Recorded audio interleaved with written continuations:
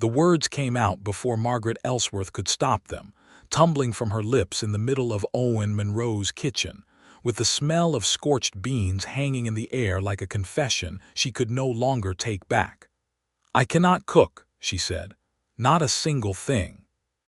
I cannot cook, and I have never been able to cook, and I should have told you before I came all this way, but I was afraid you would not have me, and now I have burned your beans and your skillet handle is loose, and I think I may have broken your stove." Owen Monroe stood in the doorway of his own kitchen, hat in hand, trail dust still on his shoulders from riding the south pasture since dawn. He was a tall man, broad through the chest, with dark eyes that had seen drought and death and the kind of silence that settles over land after a hard winter. He was not a man who startled easily, but the woman standing in the wreckage of his kitchen, with soot on her cheek and tears threatening at the corners of her gray eyes, made something inside him go completely still. He looked at the scorched skillet. He looked at the smoke drifting lazily from the stovetop. He looked at Margaret Ellsworth, who had arrived from Cincinnati 3 days ago in response to the letter he had placed in the matrimonial news, and who had been pretending for those 3 days that she was a capable homemaker, and who had just run completely out of pretending. He could have sent her back. Any reasonable man would have considered it. He had hired a housekeeper who could not keep a house and a cook who could not cook, and she had arrived under what might generously be called false pretenses, and the beans were ruined, and the skillet was ruined, and possibly the stove. Owen Monroe set his hat down on the kitchen table. He crossed the room, turned down the damper on the stove, moved the skillet off the heat, and then he turned to face her fully. "Then I will teach you everything," he said. Margaret stared at him. "I beg your pardon," she whispered. "Everything," he said again, his voice quiet and entirely certain. "We will start tomorrow morning, early." And Margaret Ellsworth, who had survived 3 years of widowhood and a cross-country journey, and 3 days of the most elaborate deception of her life, burst into tears right there in Owen Monroe's smoke-filled kitchen in the territory of New Mexico, in the autumn of 1883. It had not been her intention to deceive him. That was the thing she needed anyone who might judge her to understand.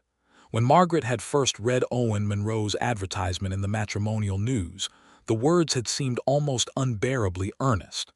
"Rancher, 34 years of age, established operation near the town of Cobber Wells, New Mexico Territory, seeks a woman of good character and steady temperament for marriage. No pretense required. Honest correspondence welcomed." She had written back to him because she was honest, or at least she believed herself to be, and because she was 30 years old and had been a widow for 3 years, and the city of Cincinnati had begun to feel like a room with all the windows painted shut.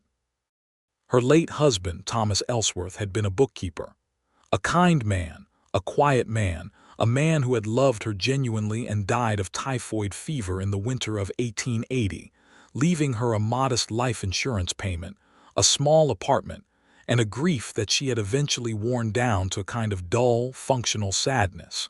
She had taught piano lessons after his death. She had been good at it. The girls she taught told her she was the finest teacher on Maple Street, and she believed them, because music was the one thing in her life she had always understood with her whole body, the way other women seemed to understand flour and heat, and the precise moment bread was ready to come out of an oven. Margaret had never understood bread. She had never understood any of it, not since she was a girl watching her mother produce meals with an ease that seemed to Margaret almost supernatural. She had tried. Lord knew she had tried. She had burned things and undercooked things and oversalted things and produced combinations so unpalatable that even Thomas, the most generous man alive, had occasionally suggested they dine at the boarding house down the street. It was a domestic failing she had carried for years, like a secret that was too embarrassing to confess out loud. When she wrote to Owen Monroe, she had answered all his questions truthfully. She told him she was a widow. She told him she was 30 years old.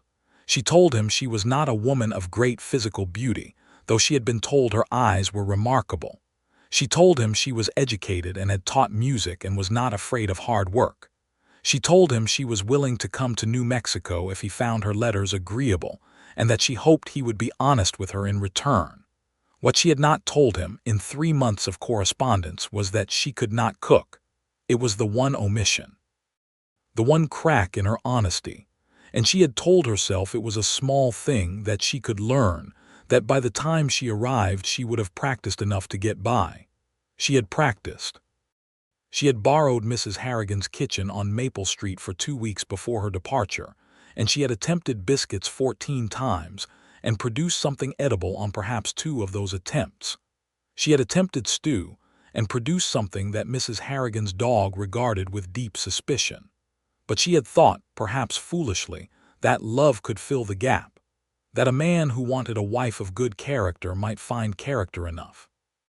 She had been wrong to omit it, and she had known she was wrong the entire train ride from Cincinnati to Albuquerque, and the stagecoach ride from Albuquerque to Cobber Wells, and the wagon ride from Cobber Wells to the Monroe Ranch, and every one of the 3 days since she had arrived and begun attempting to prove that she belonged there. Owen had been patient. She understood now, looking back, that he had suspected something. A man did not spend 14 years building a ranch in the New Mexico territory without developing an eye for what did not quite add up. He had said nothing those 3 days. He had eaten what she placed before him, even the cornbread that could have been used as a doorstop, with the equanimity of a man who had made peace with hard things. He had thanked her each time, and then she had burned the beans, and the smoke had been so thick she had flung open the kitchen door, and when he walked in and saw her standing there with the ruined skillet and the tears she could not entirely suppress, something had cracked open between them, and the truth had fallen out before she could catch it. He had said he would teach her everything, and he had meant it, and by the next morning the most unusual courtship in the history of Cobber Wells, New Mexico territory, had begun.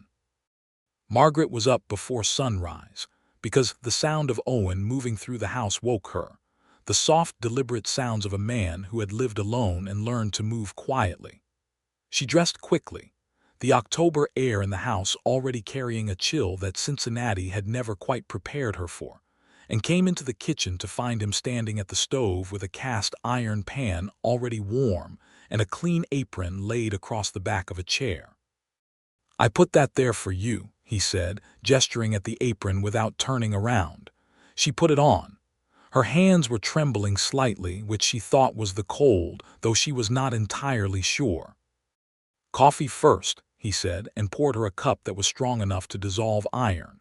She drank it standing up, watching him move around the kitchen with the quiet efficiency of someone who had fed himself and his ranch hands for years and found the task neither glamorous nor burdensome, just a thing that needed doing, and so you did it. "Have you always cooked for yourself?" she asked. "Since I was 17, he said. "My mother died when I was 12. My father did his best, but his best was hardtack and whatever we could shoot. When I got to an age where I could apprentice myself to a cook, I did. Spent 2 years with a man named Aurelio Vega who cooked for a cattle outfit north of Tucson. He taught me most of what I know." He said it matter-of-factly, without self-pity, the way people in this part of the country seem to say most things. Margaret found herself wanting to ask him more, about his mother, about his father, about those years, but she sensed that this was not the moment. The moment was for learning. "We start with the fundamentals," he said, and placed a bowl of cornmeal in front of her. "Cornbread. You attempted it yesterday." "The result was criminal," she said. Something in his expression shifted, just briefly, toward something that might have been a smile. "Result was structural," he said. "Too much cornmeal, not enough fat, and you let it go too long. You were also afraid of the heat." "I was not afraid of the heat." "You turned the stove down to almost nothing," he said. "Bread needs heat. Most women who are new to a wood stove make that mistake. They are afraid they will burn things, so they keep it too low, and then the outside cooks while the inside stays raw, or nothing cooks at all and you get something you could use to build a house." She stared at him. "How did you know I turned it down?" "I came in through the back way yesterday morning," he said. "I saw the temperature on the stove. I thought about saying something." "Why did you not?" He was quiet for a moment, and in that quiet she could hear the ranch coming alive outside, the distant sound of his foreman Hector calling across the yard, the horses in the corral. "Because you needed to find your own way to the truth of it," he said finally. "Some lessons only stick if you reach them yourself." She looked at him standing there in the morning light, this solid, self-contained man who had lost his mother at 12 and taught himself to survive, and had built a cattle operation in the middle of a territory that tried every season to break the people who loved it. And she thought, "He is not what I expected." She had expected someone rougher. The letters had been courteous, even gentle, but she had assumed that was a performance, that in person he would be the harder, brasher version of himself that the West seemed to demand. Instead, he was simply quiet, focused, the kind of man who thought before he spoke and meant what he said when he did. She reached for the cornmeal. He taught her cornbread that first morning, and it was not a lesson that lasted an hour. It was a lesson that lasted all morning, because he made her do it 3 times, throwing out the first batch when the consistency of the batter was wrong, and the second when she rushed the process. The third she baked herself, standing at the stove while he sat at the kitchen table doing accounts, and when she pulled it out and it was golden and solid and real, she actually laughed. It was not a polite laugh. It was a startled, delighted, slightly shocked laugh, the laugh of someone who had not expected to win and did not quite know what to do with the victory. Owen Monroe looked up from his accounts and watched her laugh, and his expression was one she could not entirely read, but it made something in her chest feel warm in a way that had nothing to do with the stove. "That is a good batch," he said. "It is remarkable," she said. "I am remarkable."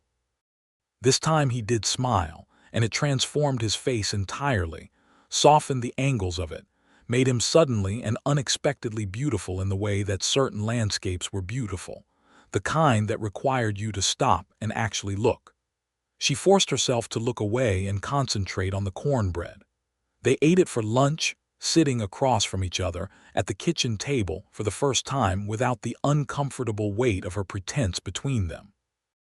It was still not quite right, she thought, slightly dense in the middle, but Owen ate 2 pieces without comment, and when she mentioned the density he told her the inside temperature of the oven had likely been slightly lower than ideal, and that next time she should let the skillet warm a full 5 minutes before pouring in the batter. "Next time," she said, and was surprised by how naturally the phrase had come. He looked up at her. "You are not going anywhere," he said, and it was not a question. "You are not sending me back," she said, and it was not a question either. He held her gaze for a moment. "No," he said, "I am not sending you back." The town of Cobberwells was not large, perhaps 300 souls if you counted generously, clustered around a main street of packed adobe buildings and raw timber storefronts. There was a general mercantile owned by a man named Silas Crane who had opinions about everything and shared them without encouragement. There was a hotel with 4 rooms and a dining room that served decent food. There was a livery, a barber shop, a blacksmith, and a church of indeterminate denomination that held services every Sunday in both English and Spanish, which Margaret thought was the most sensible thing she had seen in the territory.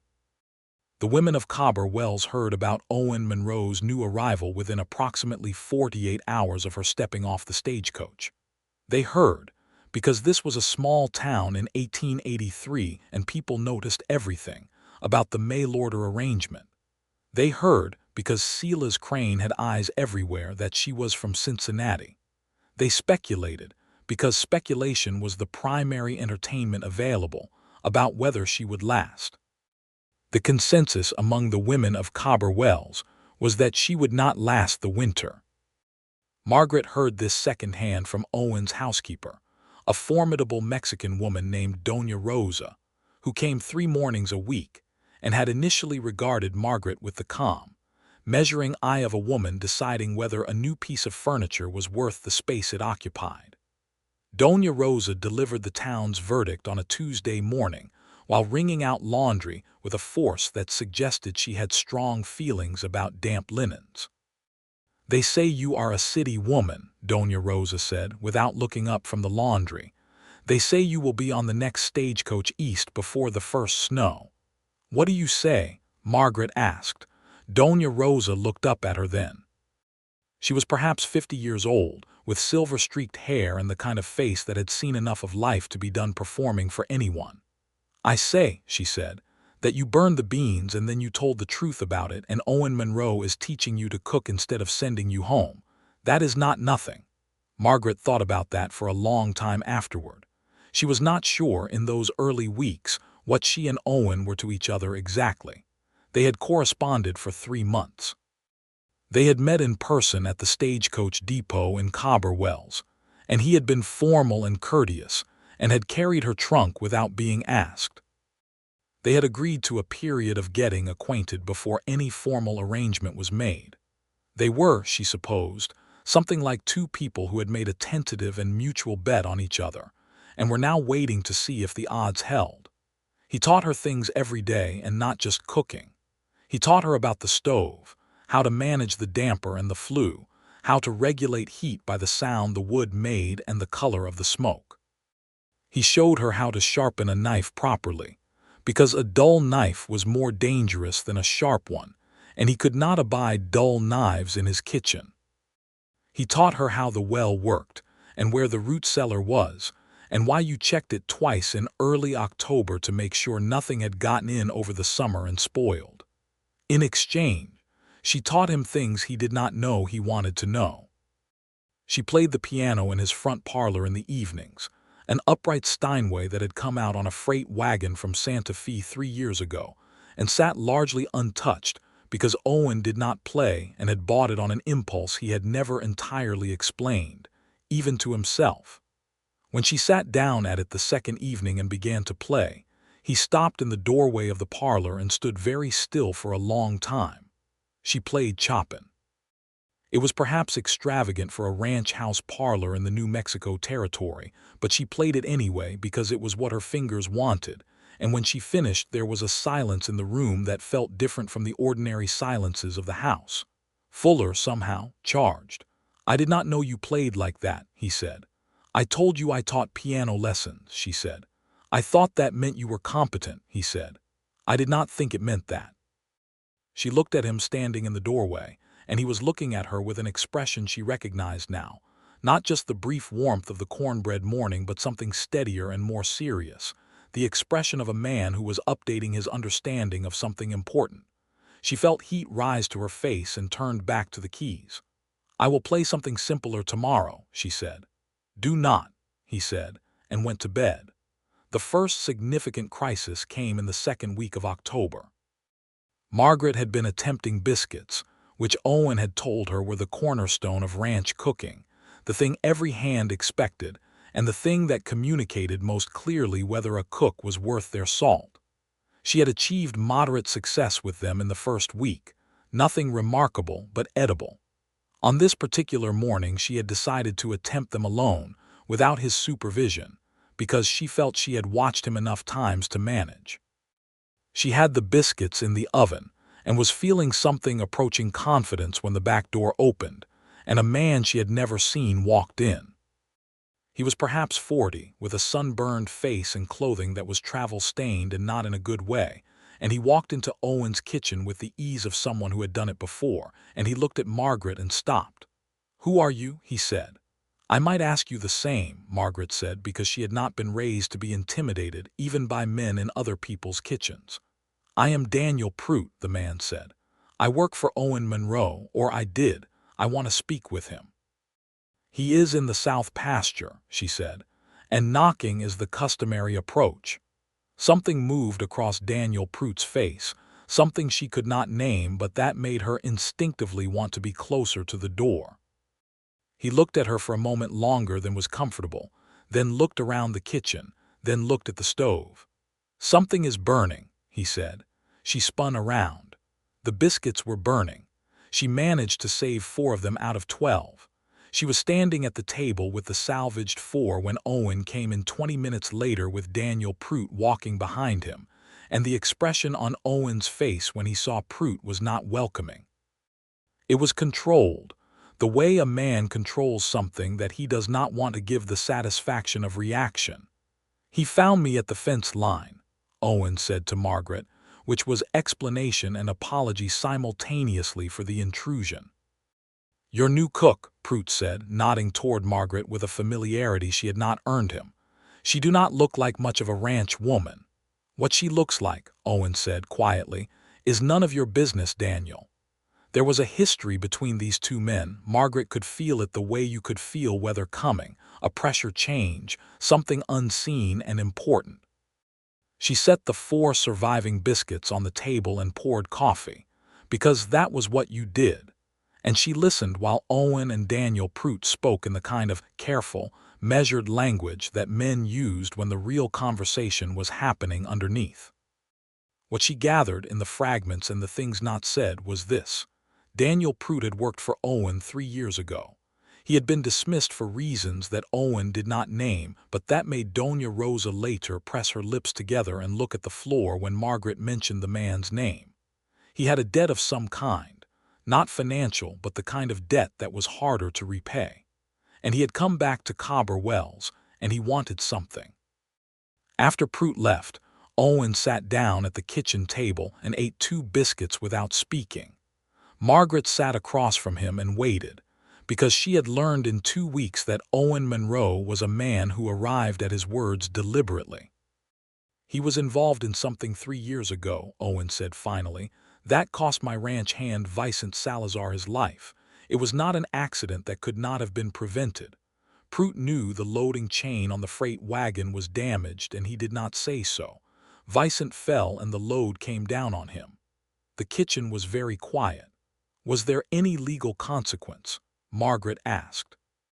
"There is not always consequence for a Mexican laborer's death in this territory," Owen said, and his voice carried something that was not bitterness so much as a bone-deep, weary recognition of injustice. "Vicente's family received nothing. I paid them what I could. It was not enough." "Nothing is enough for something like that. And now Prout has returned. He says he wants work. There is nothing for him here." He looked up from the biscuits. "I am telling you this because he will likely come back and you should know who he is." "Thank you for telling me," she said. He looked at her steadily. "I do not keep things from the people who live in my house," he said.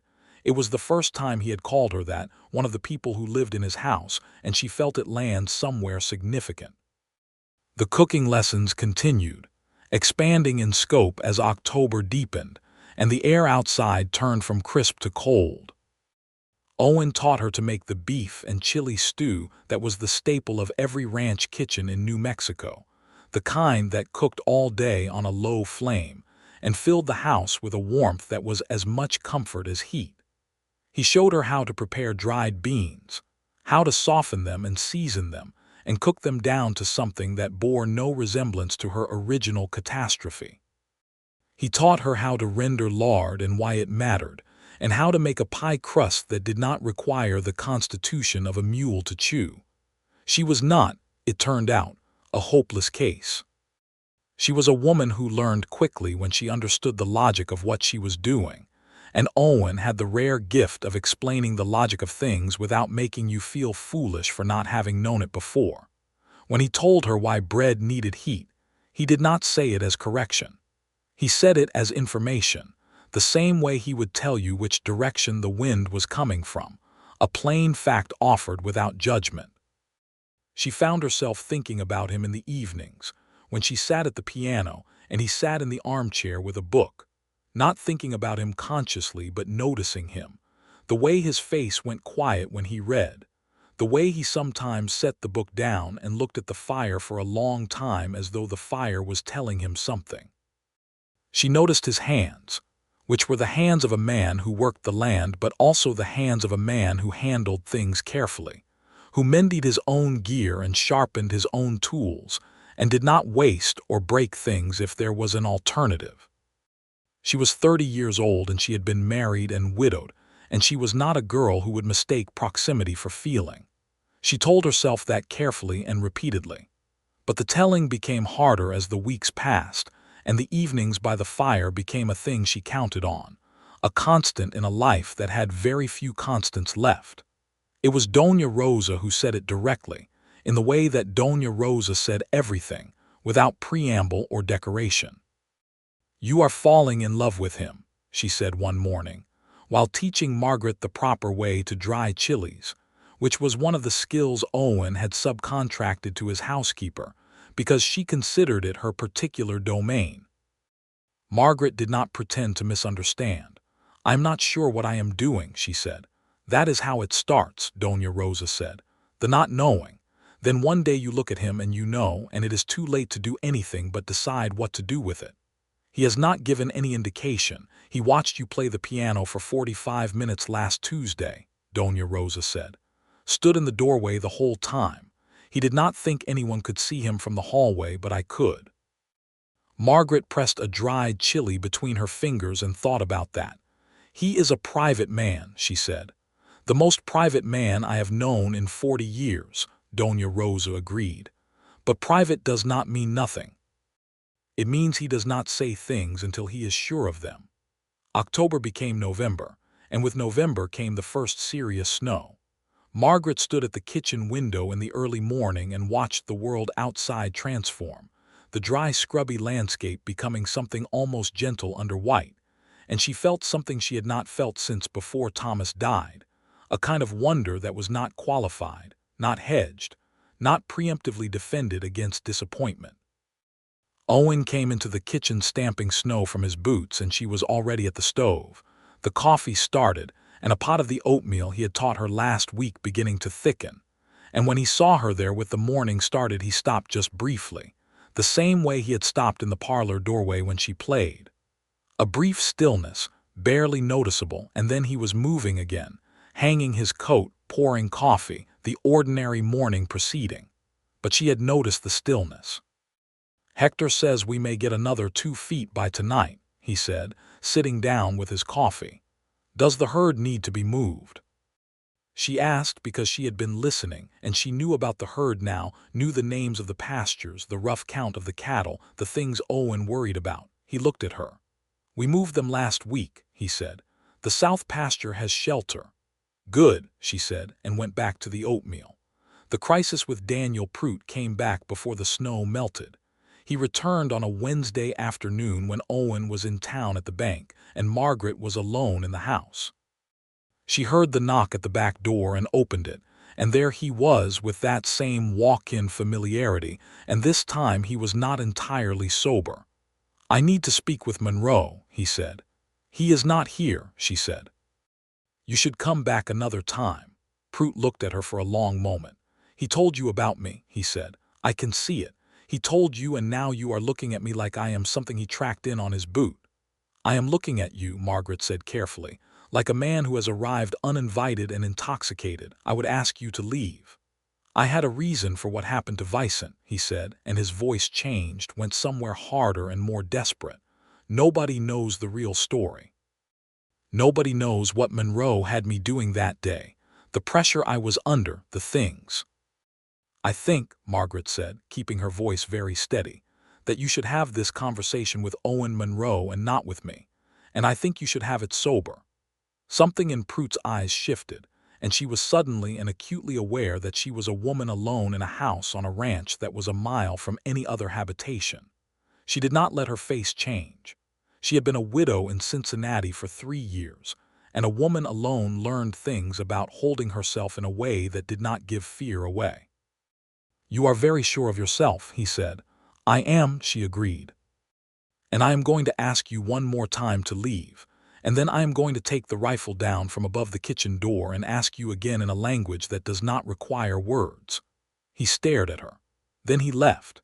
She was trembling by the time his horse was out of sight, but she took the rifle down anyway and kept it on the table until Owen came back.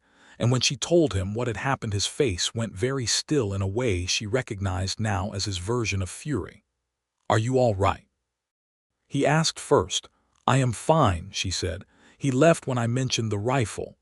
"I am going to ride to town tomorrow and speak with the sheriff," he said. "That seems reasonable," she said. Then, because she could not stop herself, he said he had a reason for what happened to Vicent. He said no one knows the real story. Owen was quiet for a moment. "People with guilty consciences often say there is a real story," he said.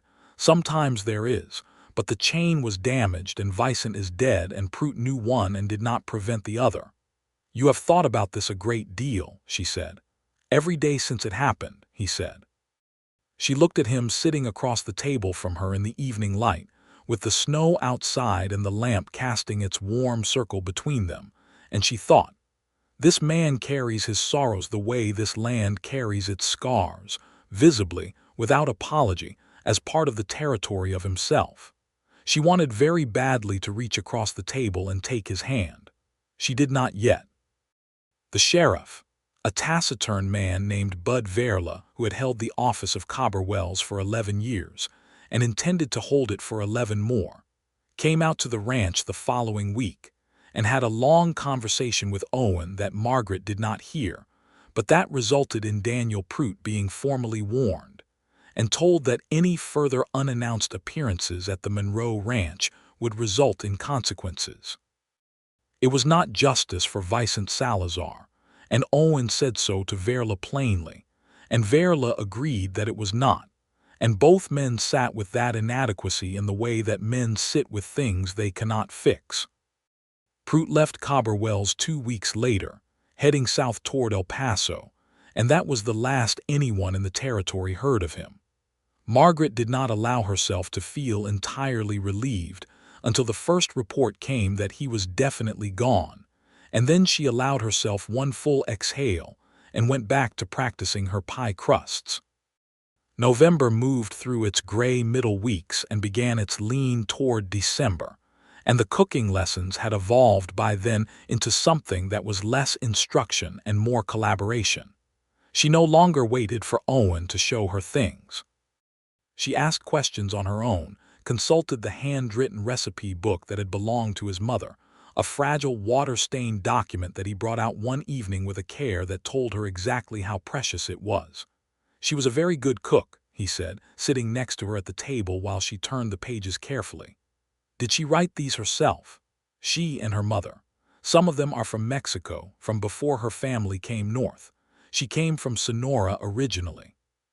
He pointed to a page written in a different hand, older looking, the ink faded to brown. Her mother's handwriting. Margaret looked at the recipes in Spanish, which she could not read, and then at the recipes in his mother's hand, which were in English but used measurements that were clearly approximations. A handful of this, enough water to make it feel right, cook until it smells done. She cooked by instinct, Margaret said. Yes, he said. I think most good cooks do eventually. The recipes are just the beginning. She looked up and found him watching her read his mother's recipe book with that expression that she still could not entirely name, the one that made her want to look away, and simultaneously made her absolutely unable to. This close, she could see the lines at the corners of his eyes, the ones that came from squinting into the southwestern sun, and a small scar along his jaw that she had never asked about and he had never explained. Owen, she said, and her voice came out quieter than she intended. Yes, he said. Why did you place an advertisement, she asked. You are not a man who seems to need company. You manage perfectly well alone. Why? He was quiet for long enough that she thought he might not answer. Then he said, I manage. That is not the same as not needing. What do you need? She asked. He looked at her for a moment with those dark, direct eyes. This, he said simply. Someone across the table, someone who asks questions, someone who laughs when the cornbread comes out right. He paused. I thought I could be satisfied with the land. For a long time I was. And then one autumn I realized I was talking to my horses more than anyone else and they had stopped having interesting responses. She laughed. It startled out of her, genuine and unguarded. He smiled, the real one, the one that changed the whole landscape of his face, and she felt it in her chest like a chord resolving. I asked my mother's recipe book, she said. I need to apologize for that. For what? For not telling you the truth about the cooking when I first wrote to you. It was the one thing I held back, and it was not honest, and you deserve honesty." "You told me everything else," he said. "That does not excuse the one omission." "No," he agreed, "it does not, but you told the truth when you got here, when it would have been easier to keep pretending. The beans made pretending impossible." "The beans were a mercy then," he said, and his voice had gone to something soft, something she had not heard before. She looked at his hands on the table, those careful, capable hands, and she put hers over them. He turned his hand over and held hers, and neither of them said anything, and the lamp made its warm circle between them, and outside the wind was moving through the New Mexico night, and the stars were extraordinarily clear. She had been right that it was a love story. She just had not known it would feel like this, not like falling, but like arriving somewhere she had not known she had been traveling toward. December arrived with its full weight of cold, and the ranch settled into the rhythms of winter, slower and more interior, work that was done close to shelter instead of across wide distances. Owen's hands, a crew of 4 men including his foreman Hector and a younger hand named Tobias, who was 19 and homesick from Texas and grateful for Margaret's cooking in a way that was extremely transparent and extremely sweet, spent more time in the barn and less time riding the outer pastures. Margaret cooked for all of them now, lunch at midday when the hands came in from the barn, and she had progressed from the elementary lessons of October to something that was genuinely confident. She could produce biscuits that even Hector, who was a demanding audience, accepted without comment, which she had learned was the highest possible compliment from Hector. She could make the beef and chili stew, and several preparations from Owen's mother's recipe book that Doña Rosa had translated for her and helped her learn, dishes that used dried chilies and lard and techniques that were nothing like what she had ever cooked in Cincinnati. She liked them better than the things she had cooked in Cincinnati, which were her 2 failed attempts and nothing else of significance. She wrote to her sister Clara in Cincinnati, the only family she had left, and Clara's return letter was full of questions that were really one question asked 17 different ways. "Are you happy?" Margaret read the letter at the kitchen table and thought about it seriously, the way a person thinks about a thing they want to answer accurately, and then she wrote back, "I am something better than happy. I am necessary, and I am learning, and I am not alone." Owen came in from the barn while she was sealing the letter and watched her for a moment before she noticed him. "Writing home?" he asked. "To my sister. What do you tell her?" "That I am well," Margaret said. "That I am learning to cook. That the territory is not what I expected." "What did you expect?" She thought about it. "Something harder, more unwelcoming. I expected to survive it, not to love it." He came to stand beside her at the table, close enough that she could feel the cold still coming off his coat. "And do you," he asked, "love it?" "The mountains in the morning," she said, "when the light is that particular color that does not have a name. Yes. And the silences which are not empty, they are full of something. And the smell of the wood stove first thing in the morning." She looked up at him. "And the people." He was very close. The lamp was between them, and the kitchen was warm. And outside the first stars were appearing over the desert mountains. "Margaret," he said, and the way he said her name had changed since October, had acquired a weight it had not had before, a particular quality of attention. "Yes," she said, though he had not yet asked the question. "I want to ask you something properly," he said, "and I want to ask it plainly because I am not a man who does things in a roundabout way when a direct way is available."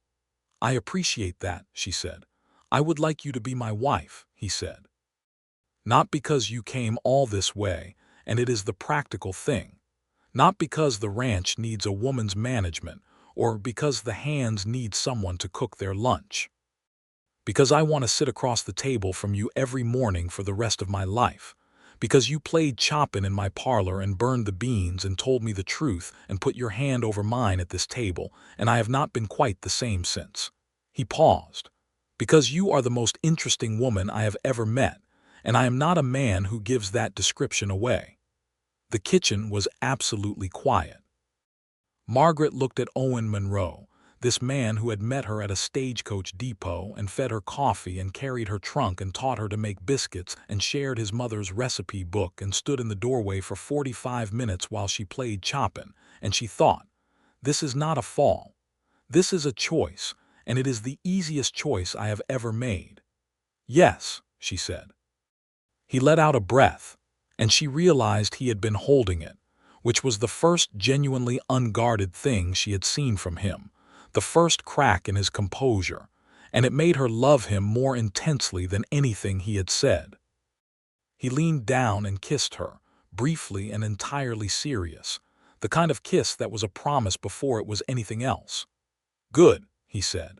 Good, she agreed.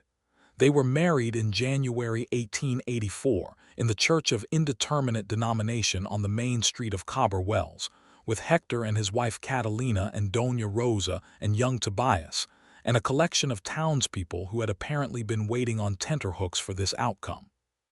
The women of Cobber Wells, who had predicted Margaret would not last the winter, came to the wedding anyway, and several of them told her afterward that they had not believed it at first, but they were very glad to be wrong. The ceremony was short and practical and unexpectedly moving, because Owen said his vows in a voice that was quiet and did not shake and made every word sound like it had been weighed before being offered, and Margaret said hers in a voice that was clear and steady. And when the minister said, "You may kiss your bride," Owen cupped her face in both his hands in a gesture so tender that someone in the back of the church made a soft sound. After the ceremony, there was a dinner at the hotel dining room, and Margaret had made the dessert herself, a honey and almond cake from Owen's mother's recipe book that had taken 3 attempts to get right and was, on this 4th attempt, exactly right. And when Owen tasted it across the table from her at their wedding dinner, he looked at her with an expression that was not surprise but something quieter and more personal. "That is my mother's recipe," he said. "I know," she said. He looked at the cake, and then at her, and she saw something move across his face that was private and significant, and she did not try to name it or explain it. She just let it be. They went home to the ranch in the evening, and the house felt different, she thought, not bigger or smaller but more itself, as though it had been waiting for this configuration of people and was now settled. Spring came to New Mexico the way it always did, not gently but insistently, the desert pushing life upward in spite of everything. The mesquite leafed out, and the chilies began to come in the kitchen garden that Doña Rosa supervised with proprietary ferocity, and the cattle moved back out to the south and east pastures, and the ranch expanded again into its full seasonal self.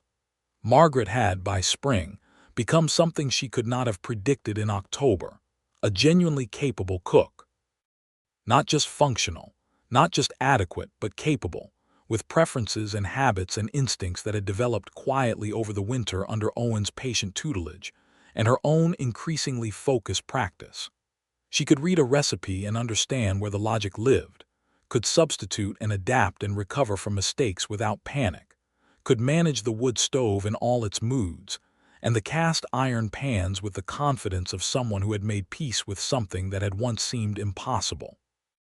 Doña Rosa pronounced her ready to cook the Easter dinner without supervision, which was a declaration of confidence that Margaret took very seriously.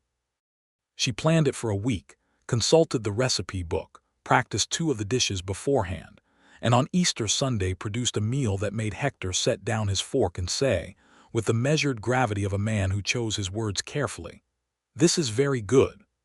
Owen caught her eye across the table. He was smiling with everything in his face, not just the mouth but the eyes, those dark eyes that she had been learning to read all winter and would, she thought, be learning to read for the rest of her life. "You are remarkable," he said softly, echoing the word she had used on the first morning over the cornbread. "I know," she said, and smiled back at him. The trouble that spring was not from outside but from the land itself, because that was the trouble the land in New Mexico territory was most reliable about delivering. April brought 3 weeks of dry weather that worried every rancher in the region, and Owen spent his days riding the fence lines, and checking the water sources with the focused attention of a man who understood that a drought in this country was not an inconvenience but an existential negotiation.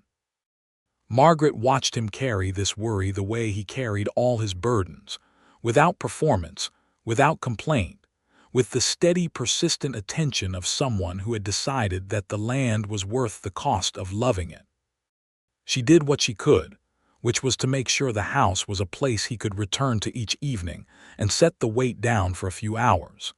She made sure the coffee was always fresh in the evening.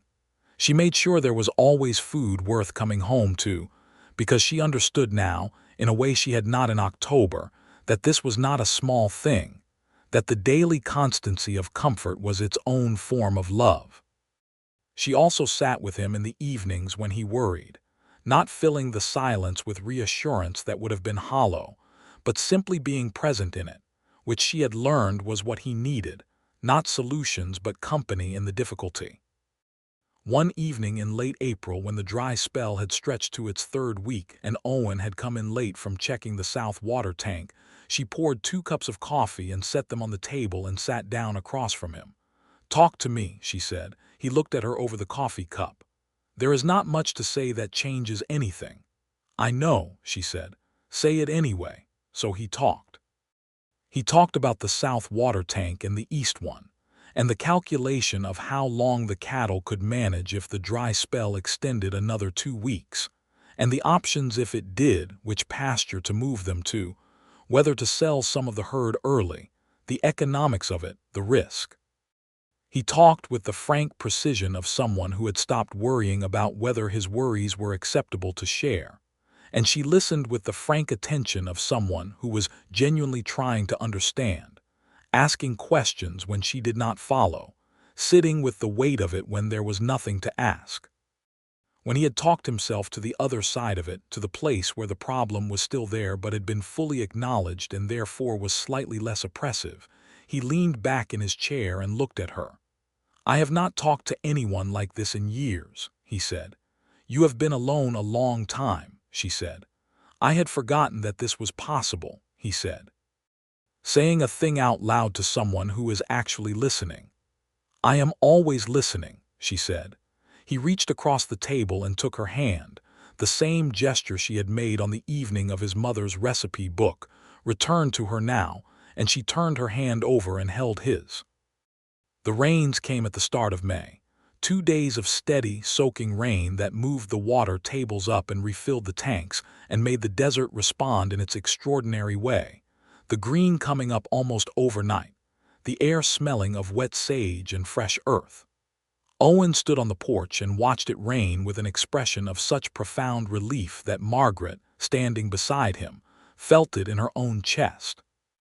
"Thank you," he said quietly, to the rain or the sky or whatever it was he was thanking. She linked her arm through his and they stood together on the porch of the Monroe ranch and watched New Mexico receive the rain it needed, and she thought, "I am here. I am exactly where I am supposed to be." Summer brought its fullness, the work expanding again, the days long and hot, the kitchen a demanding environment in the heat. Margaret adapted. She adjusted her cooking schedule to the cooler morning hours, starting the long cooking things before the heat of the day, and finishing the quick things in the evening when the air cooled. It was the kind of practical adaptation that would never have occurred to her in October, when she had barely known how to boil water without burning it. She also, in the summer, began making friends in Cobber Wells.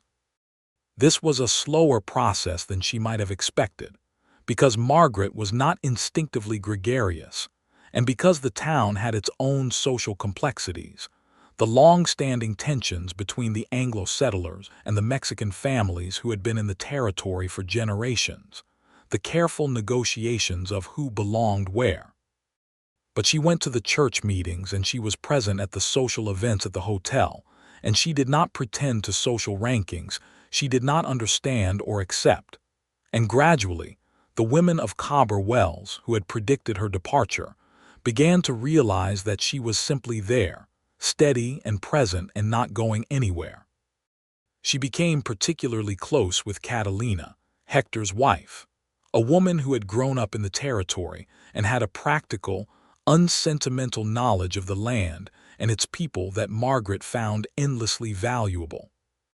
Catalina taught her things Owen had not thought to teach her, the specific wisdom of women in this place, which plants were useful for what ailments, how to preserve things against the winter, the particular social graces and practical customs of the community she had joined.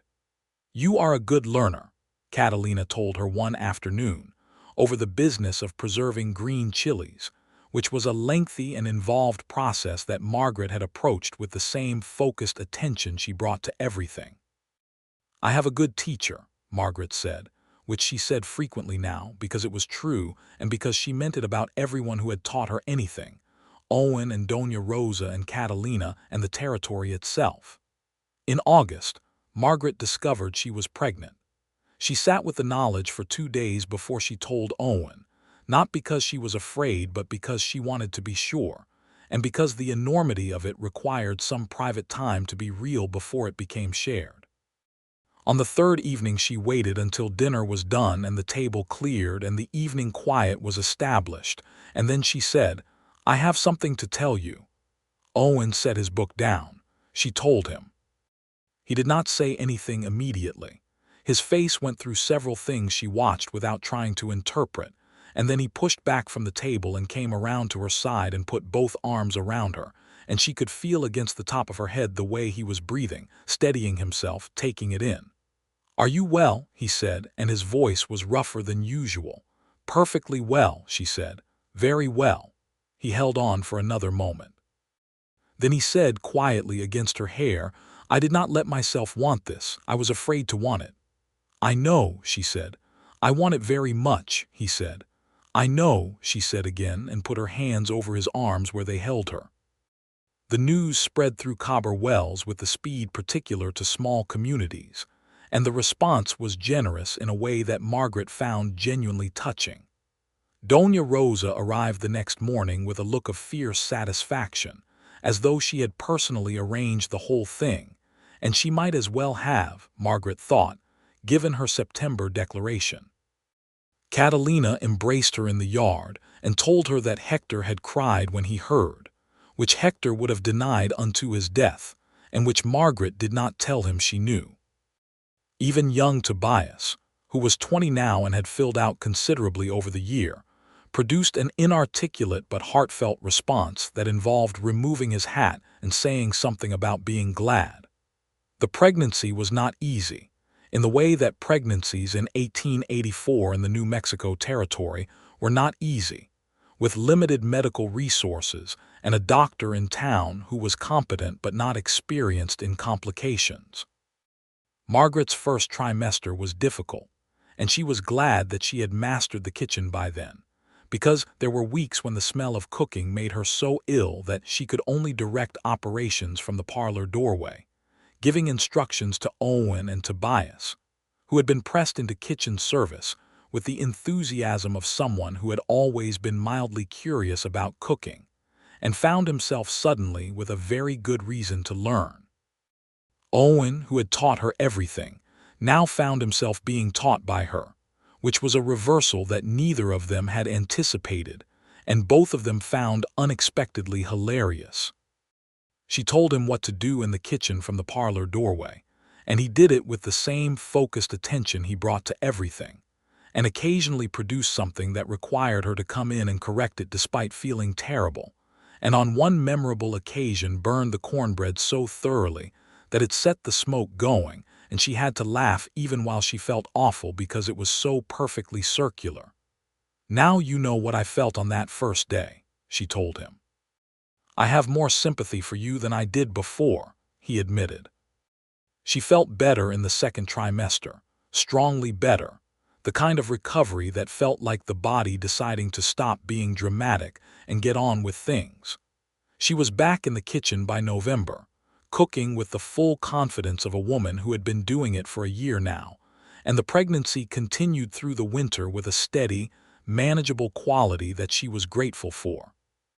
The baby was born in April 1885, a boy, born in the house with Dr. Macready and Catalina and Doña Rosa present, and arrived in the world with the decisive quality of someone who had been planning this moment and was ready to get on with it. Owen was downstairs during the labor, which was the convention of the time, and Margaret heard him pacing. She could trace his route through the ceiling from the bedroom, back and forth, back and forth. When Doña Rosa brought him up and he came through the door and she held out his son, his face did the thing she had seen on the evening of the rain, the profound relief of something you had not allowed yourself to want fully and were receiving anyway. "He looks like you," Owen said, and it was not quite accurate. The baby looked mostly like a baby at this point, but she understood what he meant. "We should name him," she said.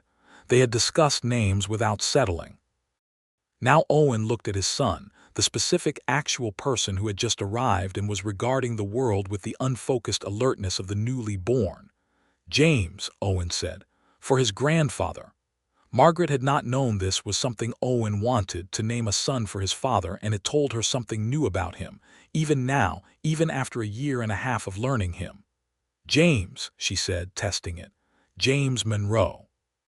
"James Vicent Monroe," Owen said, and looked up at her when he said the middle name, and she felt the weight of Vicent Salazar's memory in the room, held gently, honored. "James Vicent Monroe," she agreed.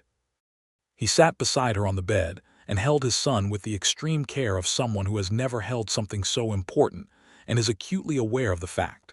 And Margaret leaned against his shoulder and watched the two of them meet each other. This, she thought, was the thing that could not be described, that made all the rest of it, the burned beans and the cross-country journey and the pretending and the truth-telling and the lessons and the worry and the joy, amount to something that had a shape and a meaning.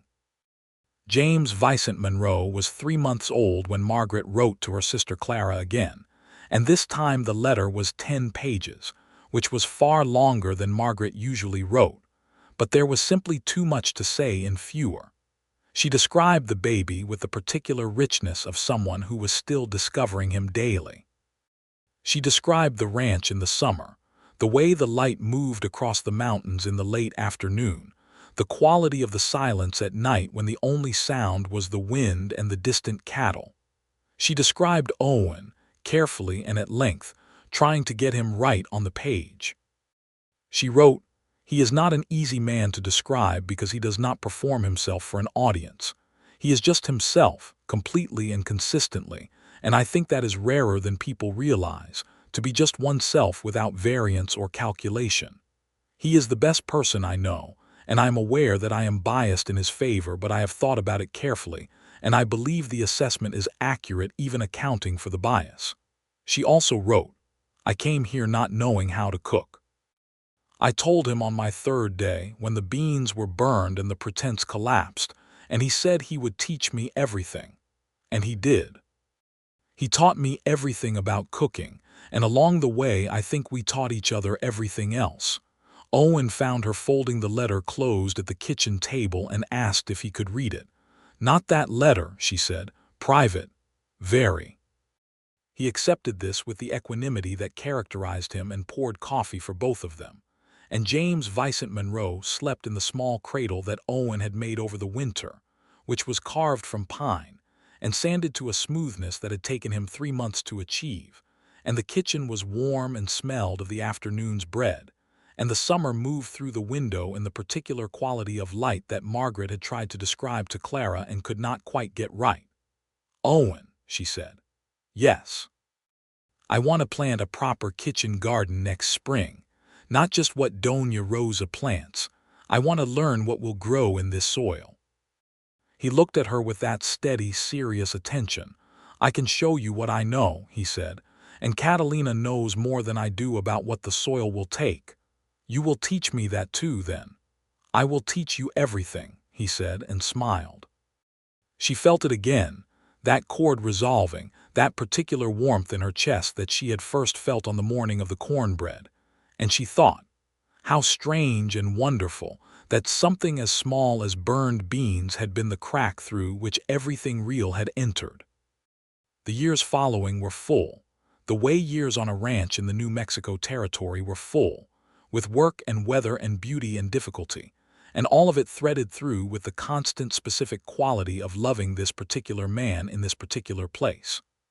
Owen taught her to ride properly, not the careful supervised rides she had taken in the first months, but real riding, the kind you needed to cover distance on land that did not accommodate being afraid of horses. She was not a natural rider, she told him honestly. She had none of the ease that some people had, but she was determined and she practiced. And by her second year on the ranch, she could cover the south pasture without Owen worrying, which was his measure of success. She taught him, in the second year, to play the piano. This was a process of considerably greater difficulty than any of the cooking lessons, because Owen had no musical background at all, and found the instrument baffling in a way that was clearly unusual for a man who was competent at most things.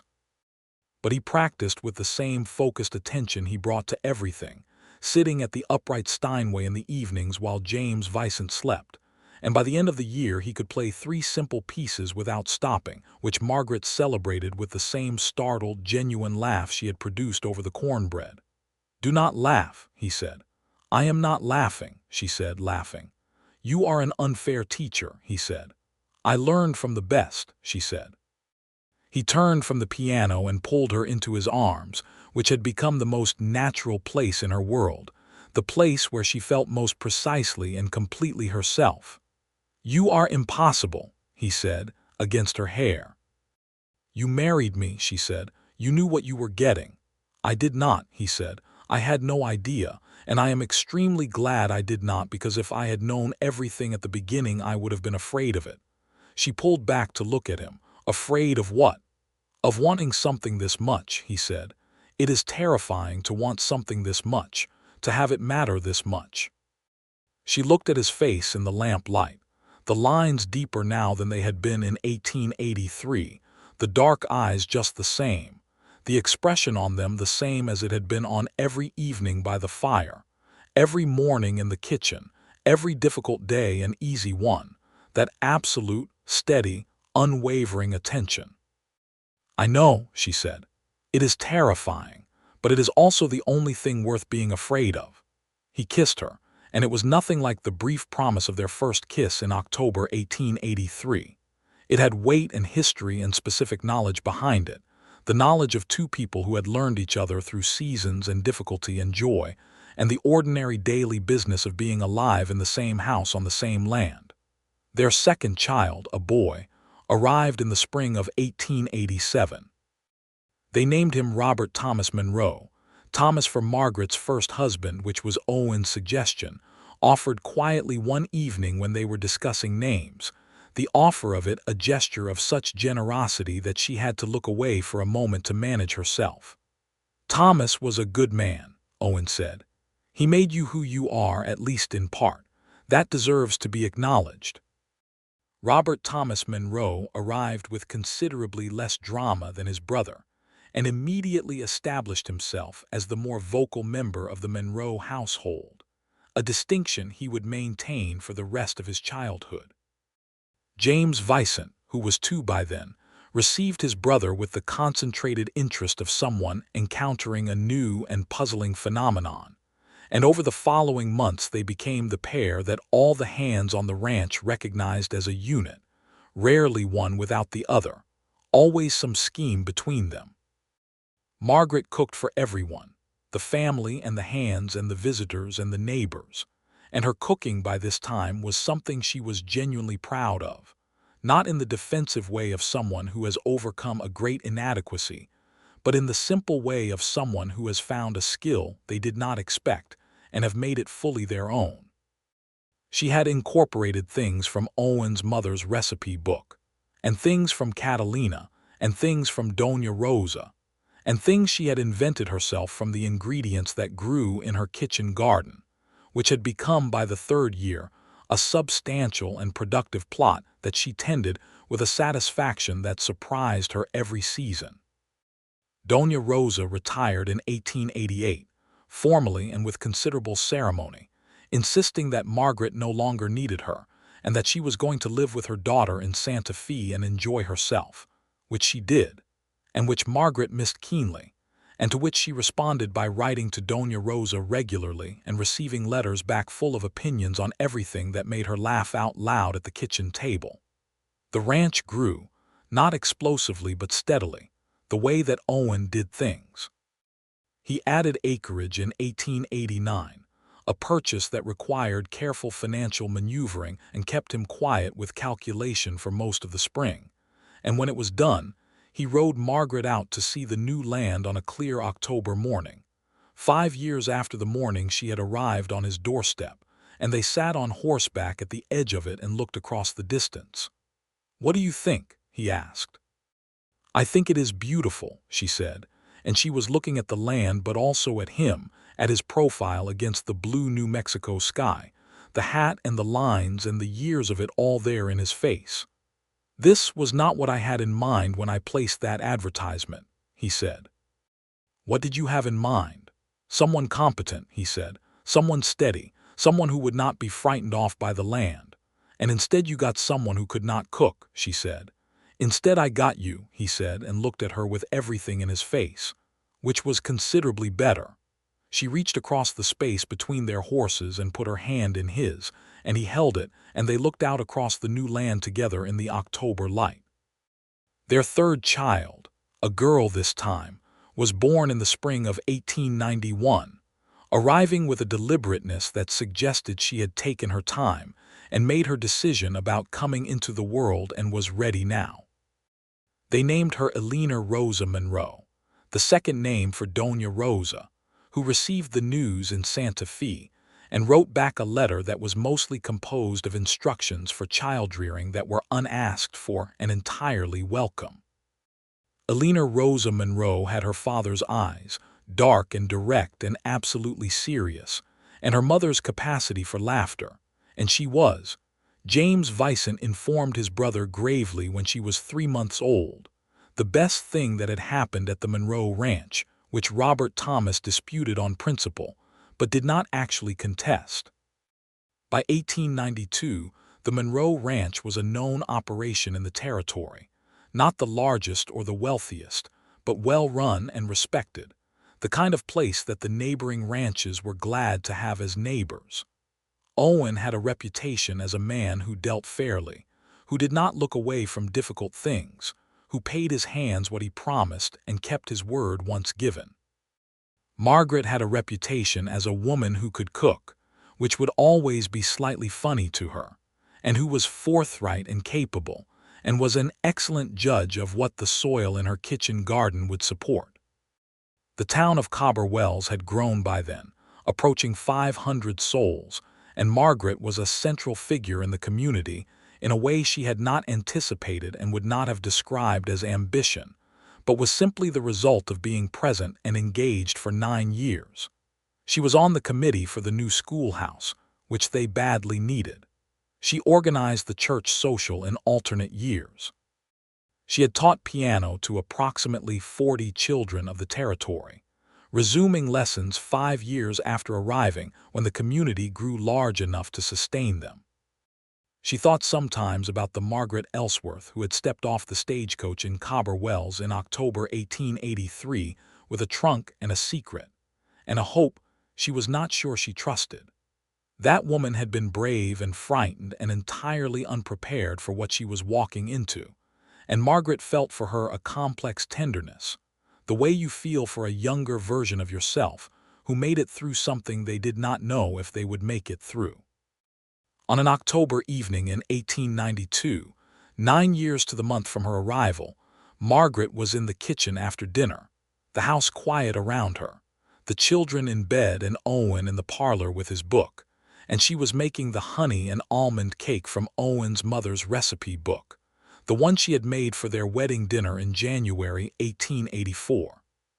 She made it every October. It had become a tradition she had established without announcing, a private marking of the month that had changed everything.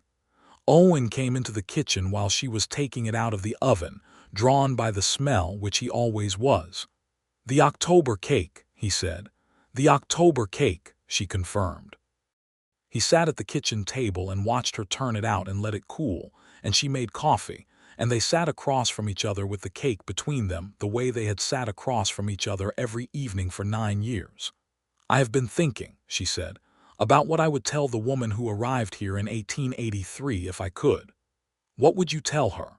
"That the beans were a mercy," she said.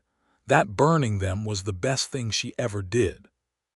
He smiled, and it was the same smile it had always been, the one that changed the whole landscape of his face, the one she had been looking at for 9 years and still felt in her chest when it appeared.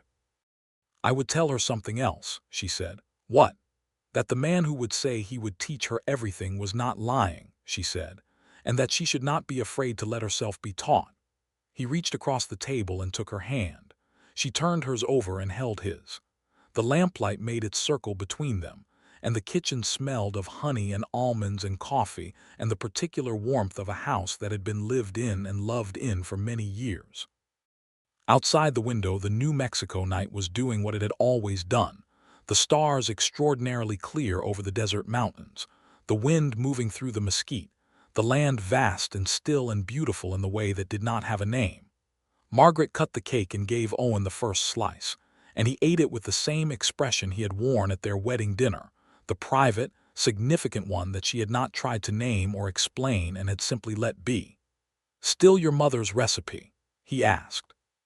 "Her recipe," Margaret said. "My hands, I think that is how it is supposed to work." "I think you are right," he said.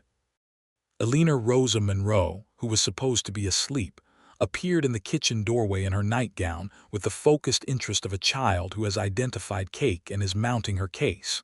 James Vison appeared behind her, having clearly escorted her, and Robert Thomas behind him, because the Monroe boys were a unit, and where one went the other followed.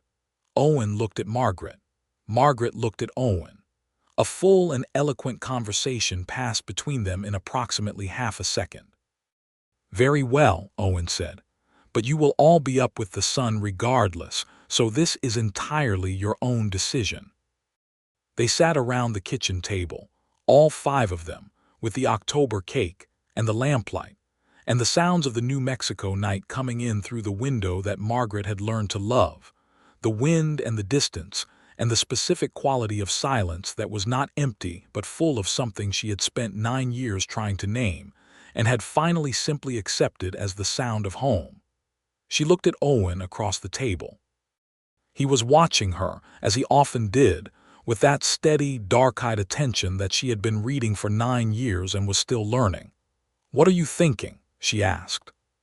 He looked at her and then at the table, at their 3 children around it, and the cake and the coffee and the lamp, at the kitchen they had made 100 things in together, at everything they had built out of an honest letter and a scorched pot of beans and a single declaration offered in the smoke and certainty of an October morning. "I am thinking," he said, "that I have everything." Margaret Ellsworth Monroe, who had arrived in New Mexico not knowing how to cook and had been taught everything by a man who meant it as a beginning and not an end, looked at her husband in the lamplight of their kitchen on their ranch in the October of their 9th year, and felt the truth of it settle through her like the first rains after a long drought. "So do I," she said. "So do we all."